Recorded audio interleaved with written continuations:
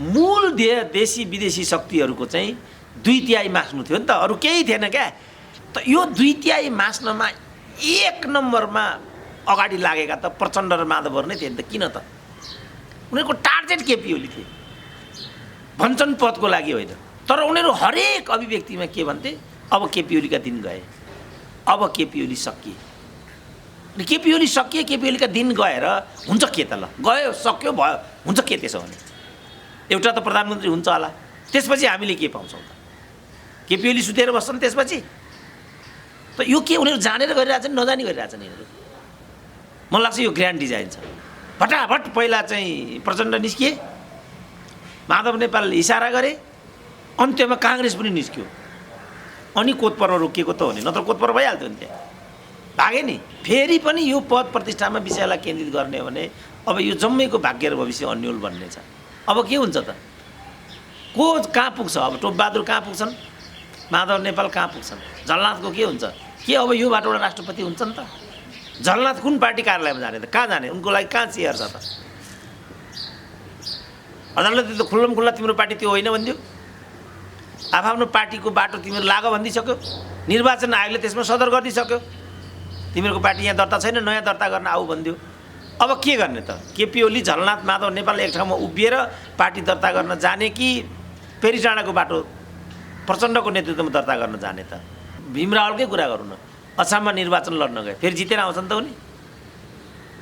योगेश भट्टराई नै ताप्लेजुङ गए, जितेर आउँछन् त? अब जित्छन् प्रचण्डले। चितवनबाट चुनाव बादलले भनिसके, धाँधली नगरिकन जितेर एकचोटि देखाऊ भनेर। त्यसो भने बादलले नै कहाँ जित्छन् त अब? तर एउटा ल्याङ्ग्रे केपी ओलीले मध्यावधि सिफारिस गरेको कुरा प्रतिगमन भनेर हावा पिटाइदिए। ऊभन्दा पनि ल्याङ्ग्रे अदालतले होइन भनिदियो, त्यसलाई पुनर्स्थापित गरिदियो। भनेपछि यो प्रतिगमन रहेछ त? रहेछन् त हिटलर केपी ओली। अब अहिले के छन् त केपी ओली? अस्तित्वको लडाइँ त केपी ओलीलाई पनि छन् त। अब संविधानका परिकल्पनाकारहरूले, संविधान निर्माताहरूले त्यो स्वअनुशासनको लागि भन्नुपऱ्यो यो मध्यावधिको धारा नराखेका थिए। त्यहाँ अदालतमा भएका जो पुरातनपन्थी न्यायाधीशहरू हुन्, तिनीहरूको एउटा यथास्थितिवादी सोच र चिन्तनको कारणले लोकतन्त्र अगाडि जान सकिरहेको छैन, यस्तो पनि भन्थे। अब अहिले त अदालतमा यिनका कार्यकर्ताहरू नै न्यायाधीश छन्।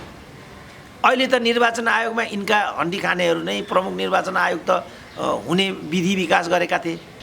अदालतले एउटा क्षेप्यास्त्र हान्यो पहिलो फैसला अन्तर्गत, त्यहाँबाट त्यो क्षेप्यास्त्र प्रहार गरियो। मान्छेलाई के लागिराखेको थियो भने त्यो क्षेप्यास्त्र चाहिँ संविधान सभामा अथवा संसद भवनमा बज्रियो भने सायद त्यहाँ ठुलो क्षति हुन्छ कि भन्ने लागिराखेको थियो। त्यसमा म पनि थिएँ। तत्काल अर्को अदालतको फैसलाले त्यो क्षेप्यास्त्र प्रतिरोधक एउटा अस्त्रको काम गरिदिनाले ठुलो तरङ्ग पैदा गरियो। त्यो ठुलो क्षति हुनबाट त्यसले चाहिँ रोकिदिएको मात्रै होइन भने त्यहाँ कत्लेआम हुनेवाला थियो, त्यहाँ कोतपर्व हुनेवाला थियो। त्यहाँ अनाधिकृत रूपमा हेपेर ऋषि कटेललाई यिनीहरूको पार्टीलाई दर्ता नदिएको भए आजको अवस्था आउने नै थिएन। अस्ति छोरो जन्मियो, यिनीहरू जम्मैले उत्सव मनाए, लड्डु खाए। छोरी जन्मिए, अहिले यिनीहरूले अँध्यारो मुख लगाए, त्यति मात्रै हो। कुनै ठुलो कुरा होइन। दुईवटा जुन एमालेलाई चाहिँ जातीय पहिचान विरोधी भन्ने रूपमा पनि अत्यन्त उल्लेखनीय मात्रामा चाहिँ चित्रित गरिन्थ्यो। जातीय राज्य माओवादी भन्थ्यो। जातीय राज्य नदिने पहिलो पार्टी पनि माओवादी नै भयो। सुदूरपश्चिमलाई चाहिँ जातीय आधारमा, कर्णालीलाई जातीय आधारमा नामाकरण गरिदिएको हुन्थ्यो नि। आदरणीय दर्शक श्रोता, पछिल्लो विकसित राजनीतिक घटनाक्रममाथि केन्द्रित रहेर कुराकानी गर्नका निम्ति राजनीतिक विश्लेषक प्राध्यापक डाक्टर सुरेन्द्र केसी हामीसँग हुनुहुन्छ। डाक्टर साहब, स्वागत छ यहाँलाई। ल, हस्, धन्यवाद। सर्वोच्चले फैसला दियो, यो चाहिँ राजनीतिक निर्णय हो कि संवैधानिक निर्णय हो भनेर हाउसमा भीम रावलहरूले प्रश्न उठाइराखेका छन्। यही फैसलाका आधारलाई लिएर ओलीको पार्टी कुन हो प्रधानमन्त्रीको भन्ने जवाब पनि मागिराखेका छन्। प्रतिनिधि सभाको बैठकमा फैसलाले जे असर गरिराखेको छ त्यसलाई कसरी हेर्नुभयो र यो फैसलालाई तपाईँले कसरी लिनुभएको छ बताइदिनुहोस् त। यो जुम्लिया फैसला हो। यो एउटा कुनै सुत्केरी चाहिँ 12 घन्टा अगाडि अर्को बच्चा जन्मियो भन्छन् नि। अब पहिलो बच्चा चाहिँ अस्तिको फैसला हो, यो चाहिँ दोस्रो बच्चा हो। यो चाहिँ प्रतिक्रिया चाहिँ कस्तो हो भने हाम्रो समाजमा चाहिँ छोरो जन्म्यो भने खसी काट्ने, छोरी जन्म्यो भनेदेखि निनौरो मुख लाउने यस्तो हुन्छ नि त। त्यस कारणले अस्ति छोरो जन्म्यो यिनीहरू जम्मैले उत्सव मनाए, लड्डु खाए। छोरी जन्मिए अहिले यिनीहरूले अँध्यारो मुख लगाए, त्यति मात्रै हो। कुनै ठुलो कुरा होइन। यो दुइटा छोरा र छोरीको द्वन्द्व हो यो। अब यो बेमौसममा आयो यो फैसला भनिराखेका छन् पूर्व माओवादी नेता देव गुरुङहरूले। यो चाहिँ समय नपुगी बच्चा जन्मियो भने जस्तो अर्थ लगाइराखेका छन्। के भन्नुहुन्छ? अब जन्मियो भने पनि यो अपरेसन गरेर निकाल्ने चाहिँ देव गुरुङ पार्टीकै मान्छे हो। त्यति बेलाको प्रमुख निर्वाचन आयुक्तले यसरी अनाधिकृत रूपमा हेपेर ऋषि कटेललाई यिनीहरूको पार्टीलाई दर्ता नदिएको भए आजको अवस्था आउने नै थिएन। जबरजस्ती अर्काको बच्चा अपरेसन गरेर निकाल्ने, अनि त्यो छोरा वा छोरी भयो भने चाहिँ झगडा गर्ने, त्यो अनैतिक कुरा हुन्छ। छोराको भन्दा छोरीको कम महत्त्व हुन्छ भन्ने बुझाइ नै हाम्रो गल्ती छ। छोरो पनि त्यही हो, छोरी पनि त्यही हो। तर हाम्रो समाज चाहिँ विभेदकारी समाज भएको हुनाले अब छोरालाई एउटा भ्यालुबाट हेर्छ, छोरीलाई अर्को भ्यालुबाट हेर्छ। त्यस्तो गर्नु हुँदैन। मतलब संसदीय व्यवस्था भनेको चाहिँ खेलको नियममा चल्ने व्यवस्था हो। यसमा चाहिँ खेलको नियम मान्नै पर्ने हुन्छ। मन नपरे पनि त्यसलाई मान्नै पर्ने हुन्छ। हार कसलाई मनपर्छ र?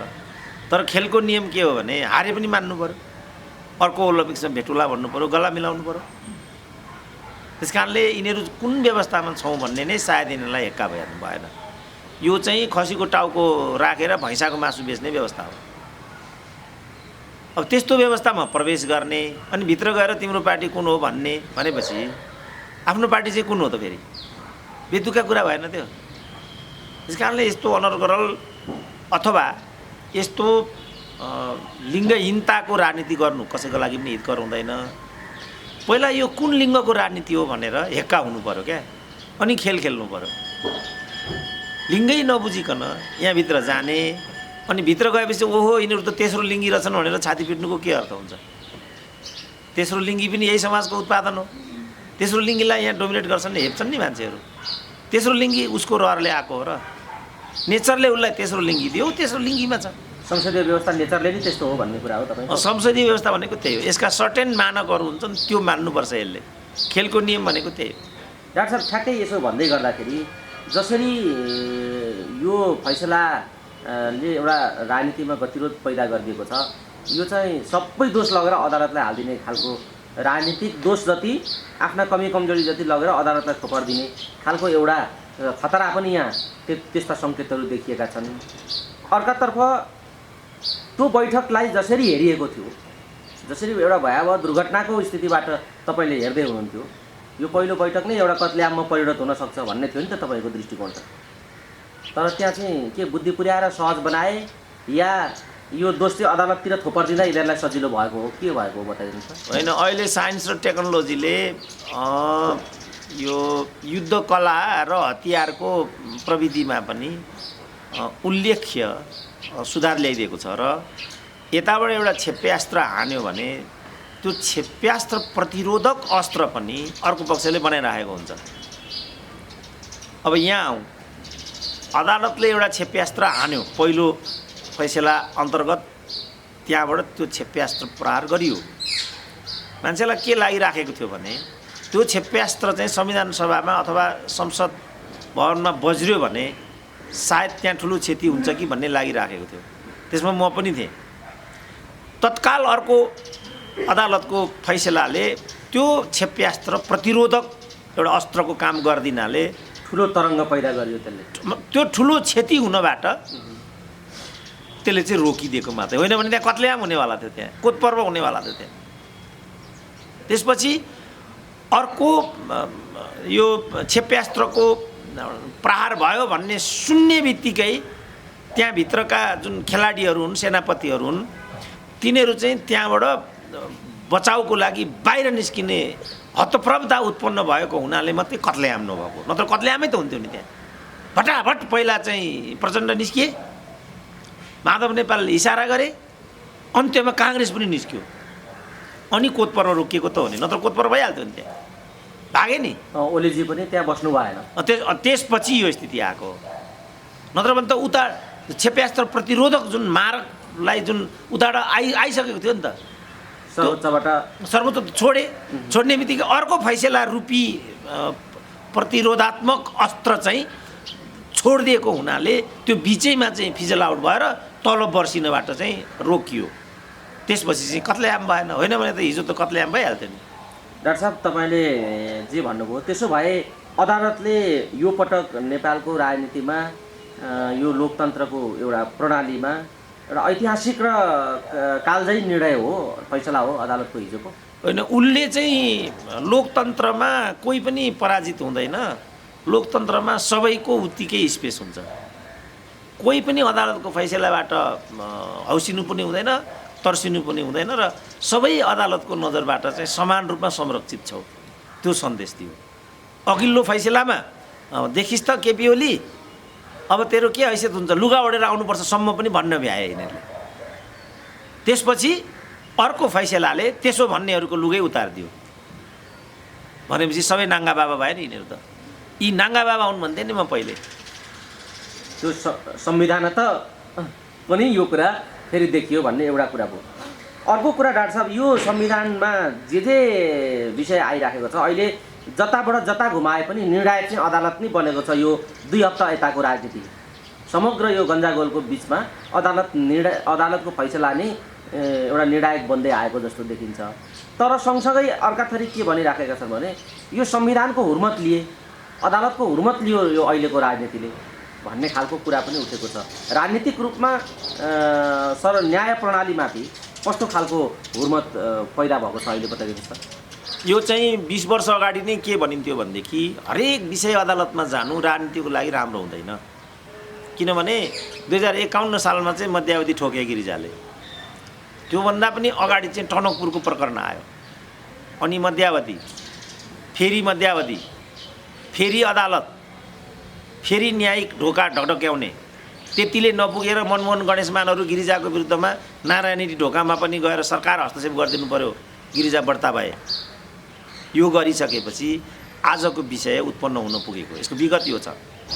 त्यसपछि मानिसहरूको एउटा अपेक्षा के थियो भने सायद यो अदालतको यो भूमिका अब न्यूनीकरण भएर अदालत मार्फत राजनीति अनुगमन गरिने विधिबाट, त्यो त्रासबाट नेपालको राजनीति तङ्ग्रिन्छ कि भन्ने हाम्रो अनुमान थियो। किन यिनीहरू के भन्थे भने संविधान सभा मार्फत संविधान जाहेर नहुनु नै सबै समस्याको जड हो। सँगसँगै यिनीहरूले के भने अदालतमा भएका जो पुरातनपन्थी न्यायाधीशहरू हुन् तिनीहरूको एउटा यथास्थितिवादी सोच र चिन्तनको कारणले लोकतन्त्र अगाडि जान सकिरहेको छैन, यस्तो पनि भन्थे। अब अहिले त अदालतमा यिनका कार्यकर्ताहरू नै न्यायाधीश छन्। अहिले त निर्वाचन आयोगमा यिनका हन्डी खानेहरू नै प्रमुख निर्वाचन आयोग त हुने विधि विकास गरेका थिए।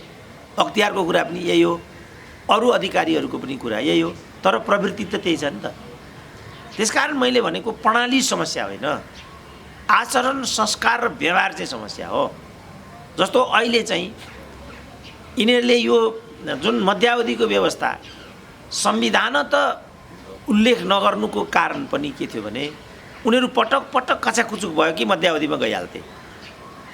संविधानका परिकल्पनाकारहरूले, संविधान निर्माताहरूले त्यो स्वअनुशासनको लागि भन्नुपऱ्यो यो मध्यावधिको धारा नराखेका थिए। त्यहाँ मध्यावधिको धारा रहेन।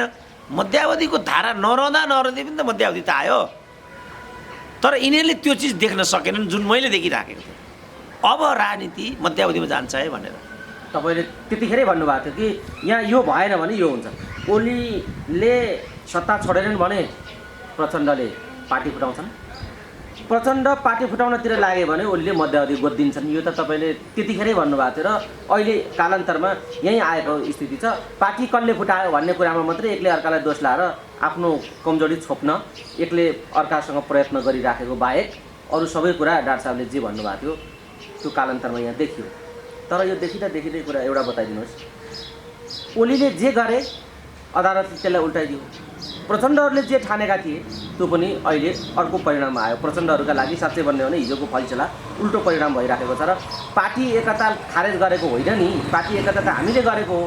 सर्वोच्चको फैसलाले पार्टी एकतालाई खारेज गर्ने ढङ्गबाट आयो भनेर उनीहरू अहिले फेरि एकताको कुरालाई जोड दिइराखेका छन्, जुन फुटाएर यो विघ्नष्ट गर्ने कुरामा यिनीहरू आफै सामेल छन् भनेपछि अब अहिले एकता नै बलियो कुरा हो र एकता चाहियो भन्नेतिर प्रचण्ड र त्यो खेमाको अभिव्यक्ति त्यतातिर गएको देखिन्छ। यो फैसलापछि हुन्छ के त फेरि एकता हुन्छ, फेरि अब यहाँबाट अर्को बिन्दु सुरु हुन्छ या सबैको टोकरी उठेर अर्को स्थिति हुन्छ, के हुन्छ बताइदिनु। अब उनीहरूले चाहिँ अब यहाँ यसलाई घाउ मानौँ न, एउटा यो पार्टी एकताको प्रक्रियालाई अथवा अदालतको प्रक्रिया तपाईँले भनेको चित्र देखियो नेपाली राजनीतिमा, आम जनताले देखिसके, अब के हुन्छ अर्को चित्र बताइदिनु न। होइन अब अर्को त के हुन्छ भनेदेखि म भन्दै थिएँ नि, यसलाई एउटा घाउ मानौँ। अब गाँड कोराकोरको स्थिति यहाँ उत्पन्न हुन्छ।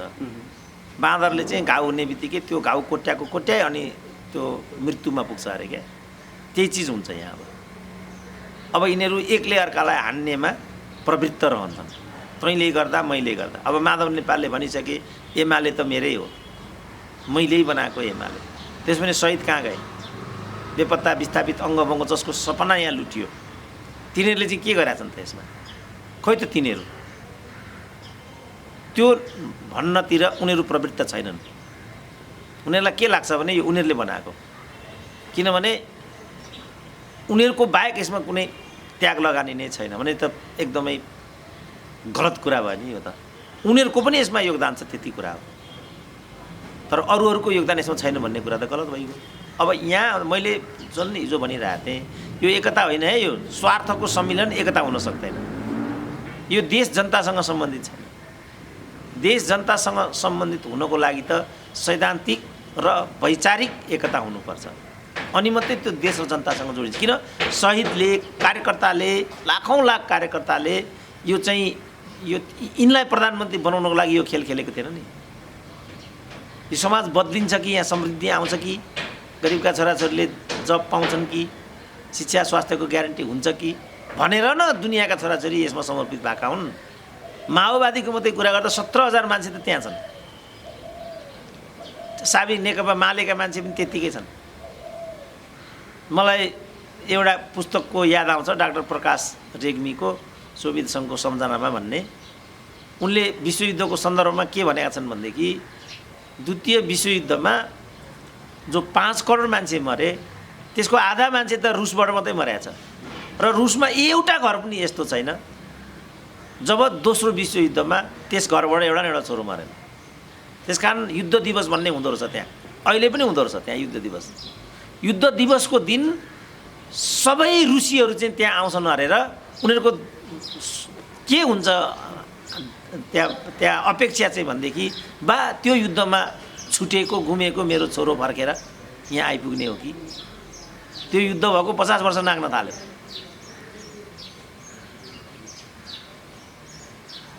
म सिङ्गापुरै पुगेको थिएँ, परार 70 years of second world war भनेर प्रेजेन्टेसन नै लिएर म पुगिरहेको थिएँ त्यहाँ।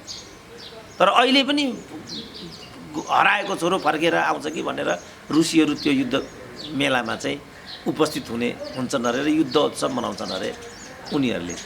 त्यो तरिकाले मान्छेले त्याग गरेको हुन्छ, मान्छेको सपना त्यसरी जोडिएको हुन्छ।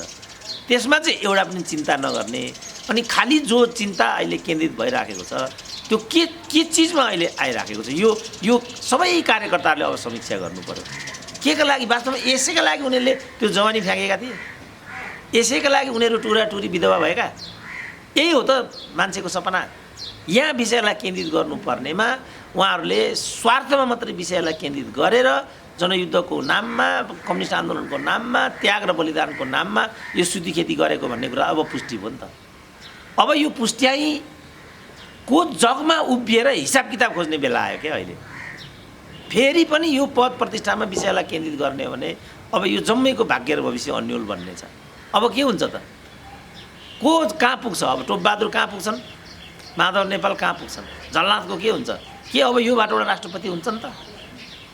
यही तरिकाबाट राष्ट्रपति हुने हो? के हुन्छ? उनीहरूको करोडौँ अरबौँको सर्पको खर्च कहाँबाट आउँछ? 72 लाखको अमेरिकाको स्वास्थ्य उपचार, फेरि अब अस्तिको दिल्लीको खर्च भरिन्छ कि भरिँदैन, के हुन्छ त अब? तर यही चिजमा पुराका पुरा राजनीतिलाई केन्द्रित गरेको दण्ड यिनीहरूले आज भोग्नु पर्यो। यिनीहरू दण्डित भएको अवस्था हो नि। अब कुन पार्टी कार्यालयमा जाने त झलनाथले भोलि? पेरिस डाँडा जाने सिधै? मैले हिजै भनेको थिएँ एउटा पार्टीका दुईटा कार्यालय हुँदैनन्, एउटा पार्टीमा दुईटा अध्यक्ष हुँदैन, कम्युनिस्ट पार्टीमा त झन् हुँदैन। डे वानमै मैले भनेको थिएँ जुन गुटगत हरकत गतिविधि गरिराखेका छन् म भए यिनीहरूलाई कारबाही गरेर त्यही बेला निकालिदिन्थेँ भनेको थिएँ मैले। गरेन नि केपी ओलीले, चुप लागेर बसिरहे।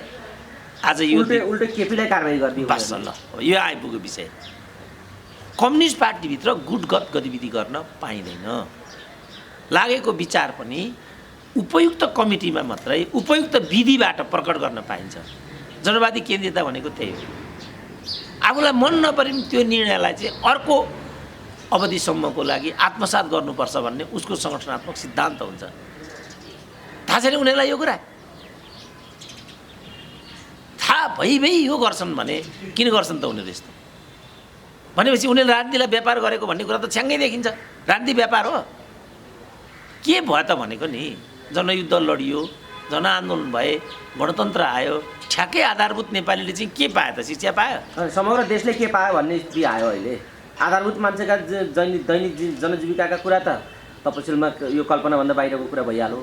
तर यही खान्थे पिन्थेकै राजनीतिले पनि अब यो व्यवस्थालाई नधान्ने र संविधानलाई नै नधान्ने स्थिति हो कि भनेपछि त अर्को भड्कालो मात्रै तयार भयो नि त डाक्टर साहब। यो विषय त यहाँ आम जनताले पनि अब बुझ्दै लग्यो होला। तर एउटा डाक्टर साहबले बताइदिनुहोस्, यो फैसलाले कस्तो खालको राजनीतिक कोष तयार गरिदियो अब? किनभने को कसको कार्यालय जाने, को कसका घरमा जाने, को कसकामा नजाने भन्नेसम्मको स्थिति आयो नेकपामा अहिले। अब कोर्स कस्तो पैदा गरिदियो यो फैसलाले बताइदिनु? यसले त मैले पहिल्यै भनेको छु नि, यो त अस्तव्यस्तता र अराजकता बढाएर यो देश सिद्ध्याउने विषय हो यो भनेको छु नि त मैले। आजसम्मको चाहिँ खालि राजा फ्याँक्ने, धर्मनिरपेक्षता ल्याउने, सङ्घीयता ल्याउने, आत्मनिर्णयको अधिकार के हुने, जातीय राज्य हुने कि नहुने, आजसम्म हामी यहाँ मात्रै लड्यौँ। यति गर्दा पनि नेपाली लड्ने मनस्थितिमा गएन। इभन मधेसमा पनि अहिले सम्पूर्ण मलाई लाग्छ सबभन्दा धेरै मधेसी उद्भवका नेपालीहरू अहिलेको क्याबिनेटमा होलान्। सबभन्दा ठुलो मधेसीको शत्रु हो भन्थे केपी ओली। मलाई लाग्छ अहिले सबैभन्दा मधेसी नेतासँग सहकार्य गर्नमा निकट केपी नै छन् होला। अहिले हामीले यहाँ गऱ्यौँ भने केही 8 जना मधेसी मन्त्रीहरू होलान् अहिले त्यहाँ, जसलाई मधेस विरोधी हो ओली भन्थे। सबभन्दा मधेस विरोधी मात्रै होइन, सबभन्दा ठुलो मधेस, यो मधेसीको शत्रु नै यही हो भन्थे। र मेरो सूचना सही हो भनेदेखि राजेन्द्र महतोलाई पनि जनकपुरमा लगेर चुनाव जिताउने स्वयं केपी ओली हुन्। हृदय त्रिपाठी त सबभन्दा ठुला केपी ओली विरोधी थिए मधेस। अहिले रोजी एउटा मन्त्रीको रूपमा त्यहाँ छँदैछन्। त कुनै फर्मुलाले काम गरेन। जातीय राज्य माओवादी भन्थ्यो, जातीय राज्य नदिने पहिलो पार्टी पनि माओवादी नै भयो। सुदूरपश्चिमलाई चाहिँ जातीय आधारमा, कर्णालीलाई जातीय आधारमा नामाकरण गरिदिएको भए हुन्थ्यो नि। बरु अहिले पनि प्रदेश नम्बर 1 का मुख्यमन्त्री चाहिँ चटपटाएका छन्। बीचमा एउटा सिनारियो के देखा परिरहेको थियो भने यो तरिकाले चाहिँ ध्रुवीकरण हुने हो भने त्यो जातीय राज्य हुने, किराँत राज्य हुने सम्भावना बढेर गइरहेको थियो। जुन एमालेलाई चाहिँ जातीय पहिचान विरोधी भन्ने रूपमा पनि अत्यन्त उल्लेखनीय मात्रामा चाहिँ चित्रित गरिन्थ्यो। भनेपछि को के गरिरहेछ यो नेपालमा मान्छेलाई थाहै छैन। त्यसकारण मैले के भनेको नि, यो अन्यल र अस्तव्यस्तताका बिचबाट यो देश सिद्ध्याउने कोर्सतिर नेपालको राजनीति गइराखेको छ र यो पछिल्लो परिघटनाले त्यतातिर विषयलाई अझ बढी डोराइराखेको छ। त्यतातिर जाने जस्तो देख्छु म। जस्तो अहिले भनौँ न, अब अहिले भोलि नैदेखि झलनाथ कुन पार्टी कार्यालयमा जाने त? कहाँ जाने? उनको लागि कहाँ चेयर छ त? अदालतले त खुल्लम खुल्ला तिम्रो पार्टी त्यो होइन भनिदियो। आफ्नो पार्टीको बाटो तिमीहरू लाग भनिदिइसक्यो। निर्वाचन आयोगले त्यसमा सदर गरिदिइसक्यो, तिमीहरूको पार्टी यहाँ दर्ता छैन, नयाँ दर्ता गर्न आऊ भनिदियो। अब के गर्ने त? केपी ओली, झलनाथ माधव नेपाल एक ठाउँमा उभिएर पार्टी दर्ता गर्न जाने कि पेरिस डाँडाको बाटो प्रचण्डको नेतृत्वमा दर्ता गर्न जाने त? सजिलो छैन नि त। यो असहजता उत्पादन गराउने र यो असहजताको त्यान्द्रो चाहिँ मैले देख्दा हाम्रो भाग्य र भविष्य अप्ठ्यारोमा पार्ने गरी आएको छ यसपटक। अर्को बाटोबाट यो चिज आइराखेको छ। किनभने मूल देशी विदेशी शक्तिहरूको चाहिँ 2/3 माग्नु थियो नि त, अरू केही थिएन क्या, यति थियो। त यो 2/3 मास्नमा एक नम्बरमा अगाडि लागेका त प्रचण्ड र माधवहरू नै थिए नि त। किन त उनीहरूको टार्गेट केपी ओली थिए, भन्छन् पदको लागि होइन। तर उनीहरू हरेक अभिव्यक्तिमा के भन्थे, अब केपी ओलीका दिन गए, अब केपी ओली सकिए।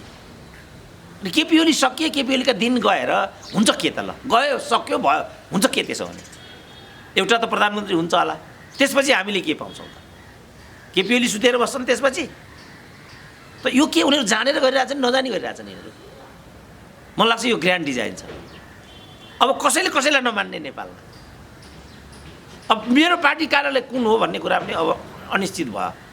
कसको? त्योभन्दा माधव नेपाल र झलनाथको, जो सबभन्दा वरिष्ठ कम्युनिस्ट नेता हुन् नेपालका, उनीहरू त्यहाँ आइपुगे। अहिले उनीहरू नै जब अन्यलग्रस्त छन् भने साधारण एउटा अखिलको केटाको के मनस्थिति होला त? अहिले कहाँ जान्छ त भोलि?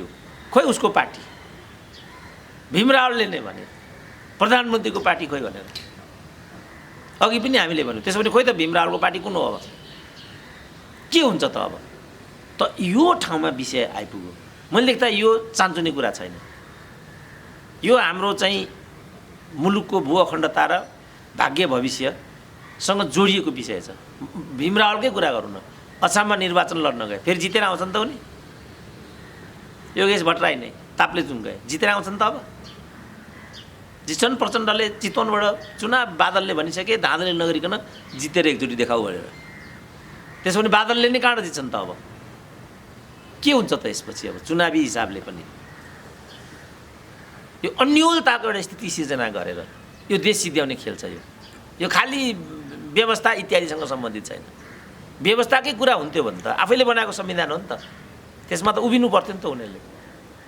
हिजो सम्पूर्ण जड दरबार भन्थे, आज दरबार छैन। त्यसो भने को हो त जड? समयले के सिद्ध गर्यो भने दरबारले यस्तै परिस्थितिलाई मध्यनजर गरेर 17 साल गरेको, 59 साल गरेको, समयले यो कुरालाई सिद्ध गर्यो। अब यो भन्ने बित्तिकै प्रतिगामी भनिदिइहाल्छ।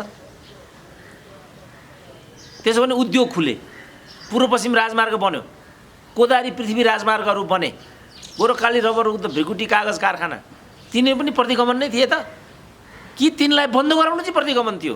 तर एउटा ल्याङ्ग्रे केपी ओलीले मध्यावधि सिफारिस गरेको कुरा प्रतिगमन भनेर हावा पिटाइदिए। ऊभन्दा पनि ल्याङ्ग्रे अदालतले होइन भन्थ्यो, त्यसलाई पुनर्स्थापित गरिदियो। भनेपछि यो प्रतिगमन रहेछ त? रहेछन् त हिटलर केपी ओली। अब अहिले के छन् त केपी ओली? अस्तित्वको लडाइँ त केपी ओलीलाई पनि छ नि त। अब हस् डाक्टर साहब, अमूल्य समय दिनुभयो। यो समय र यो महत्त्वपूर्ण संवेदनशील विषयमाथि हामीले छलफल गर्ने यो समय प्राप्त गऱ्यौँ। यहाँलाई धेरै धेरै धन्यवाद। ल हवस्, धन्यवाद।